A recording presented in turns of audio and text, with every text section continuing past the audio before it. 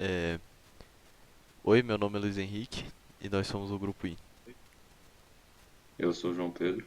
É, Eu sou o Henrique e nós iremos dar prosseguimento ao vídeo do experimento prático do ímã de neodímio e do eletroímã.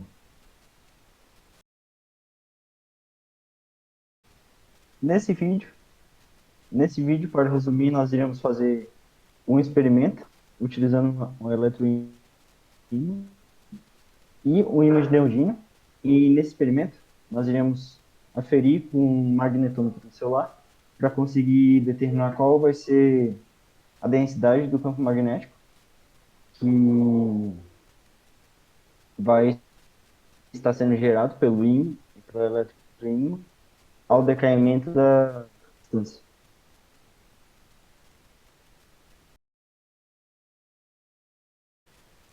É, Nós decidimos fazer esse experimento para ter um maior entendimento de como os ímãs e os eletroímãs funcionam e ter uma noção de como os campos magnéticos se comportam em relação à distância do a relação à distância.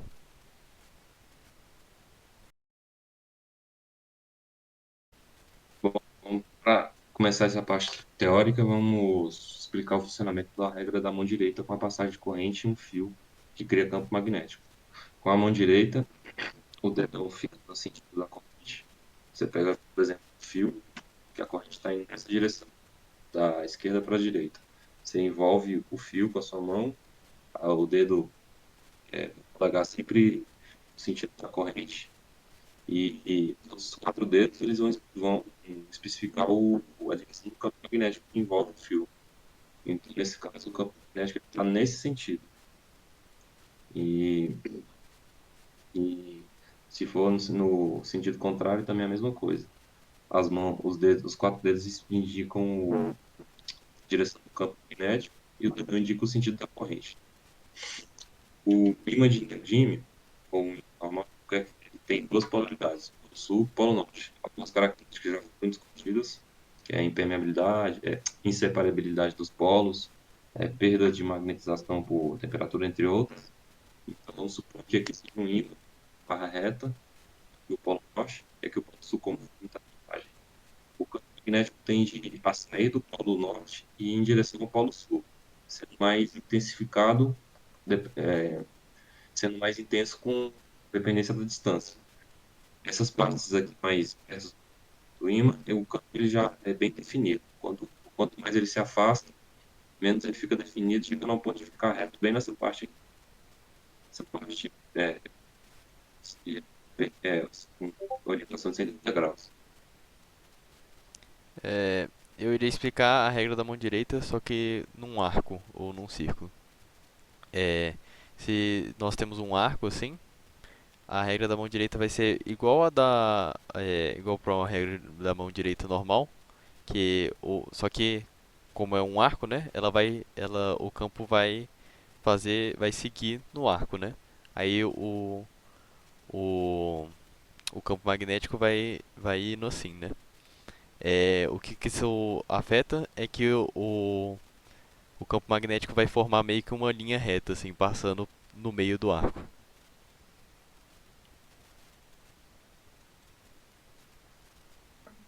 De acordo com a imagem que nós podemos ver, que é de uma bobina já formada, seguindo o raciocínio que o Luiz começou, nós podemos ver que o campo ele vai se intensificar muito no interior da bobina.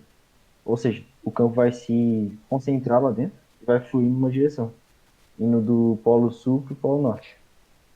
E o campo vai fluir do polo positivo, que seria o terminal positivo da bobina, para o terminal negativo. Ou seja, se. Ó, vamos ver. Nós temos um cabo aqui. Ó. Aqui é uma bobina. No plug aqui do USB, seria o terminal positivo, e no plugzinho aqui seria o negativo. Ou seja, o campo iria seguir nessa posição aqui, ó, iria ir nessa direção. E para nós podermos calcular qual que é a densidade do campo magnético no interior da bobina, Ele é calculado com base em uma fórmula que é a densidade do campo magnético é igual ao número de voltas da espira vezes o μ0, que é a constante de permeabilidade, vezes a corrente, dividido por duas vezes o rádio. Aí nós conseguimos, aí nós conseguimos calcular qual que é o vetor de densidade do campo magnético. Passa no interior da bobina.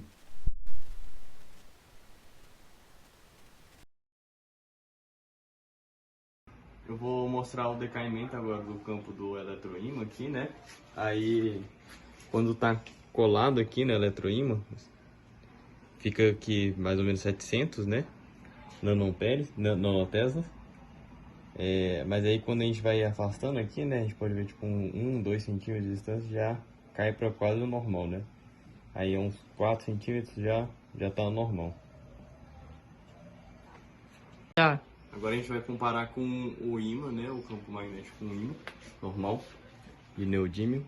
Aí a gente pode ver que quando coloco aqui bem perto, chega a uns 5.000 nanotesla. A gente vai subindo aqui, com 2 centímetros fica 1.300, com 4 centímetros fica 400, com 6 centímetros 300, com 8 centímetros 200, com 10 centímetros 200 e pouquinho. E aí com 4 centímetros começa a decair bastante já. Com 16 centímetros. Aí com 20 centímetros já fica normal, mais ou menos.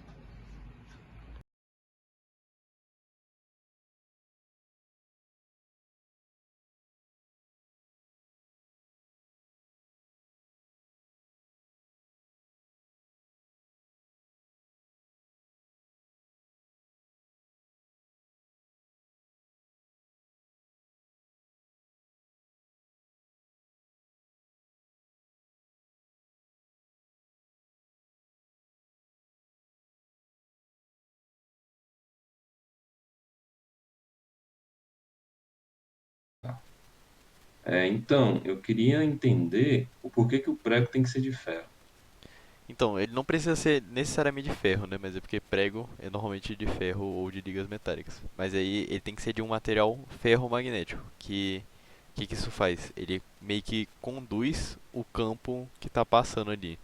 Ou seja, tipo, o campo está passando ali, ele meio que pega o campo e joga para uma direção só. Aí o ímã, aí funciona como um ímã realmente, o prego. Eu queria também saber qual é a relação entre o campo magnético e a distância.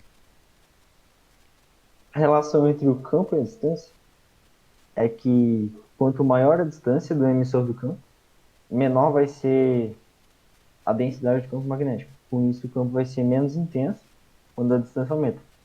Ou seja, quando está bem pertinho do emissor, as linhas de campo estão muito juntas e o campo vai estar muito forte. Aí quando está bem longe, as linhas de campo já estão bem abertas e a densidade do campo vai estar bem pequena. Com isso, o campo vai ser muito menos intenso do que próximo ao emissor. Eu tenho aqui uma questão que eu ainda não entendi. O que acontece se tirarmos o material ferromagnético do centro da bobina? Então, conforme a dúvida que eu tirei com o Luiz no início, o ferro ele tem o papel de intensificar o campo magnético. Então, se você pegar o ferro e te do, retirar ele do núcleo da bobina, a bobina ela vai continuar gerando um campo magnético só com menor densidade, menor intensidade, porque o material ferromagnético tem a função de aumentar o coeficiente.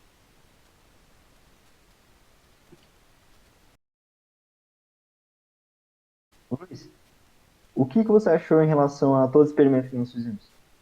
Então, quase tudo correu como esperado, né? Mas o campo do o magnetômetro, né? Ele mediu o magnetismo do eletroímã foi um pouco menor do que era para ter dado, né? Que o magnetismo do eletroímã era para ser um pouco maior do que o do ímã e deu um pouco menor.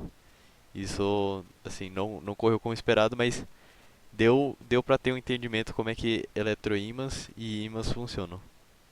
Você teve a mesma Será percepção, João? que, Eu aprendi bastante com o funcionamento, né, do eletroímã, como a gente pode entender, e também consegui entender. Foi compreendido do jeito que você explicou. Que você ia perguntar, Henrique? será que essa diferença aí em relação à intensidade dos campos não vem em decorrência da construção da bobina, não? Que nós tivemos uma certa dificuldade para fazer? Pode ter ocorrido por causa disso, porque eu não consegui achar cobre esmaltado. Então eu peguei um cobre de fio mesmo e desencapei o fio para conseguir o cobre. Também tem eu usei alguns tipos de prego diferentes. No vídeo eu coloquei o prego que estava dando o maior, maior valor de magnetismo, né? Mas eu acho que também pode ter influenciado um pouco, porque a maioria dos pregos não é feito apenas de ferro, né? São feitos de ligas, então E talvez a possa. fonte também, né, possa ter influenciado. Isso. Às vezes a pilha não estava com uma força máxima, a carga máxima. Eu tentei também fazer com algumas pilhas diferentes, mas talvez seja isso também.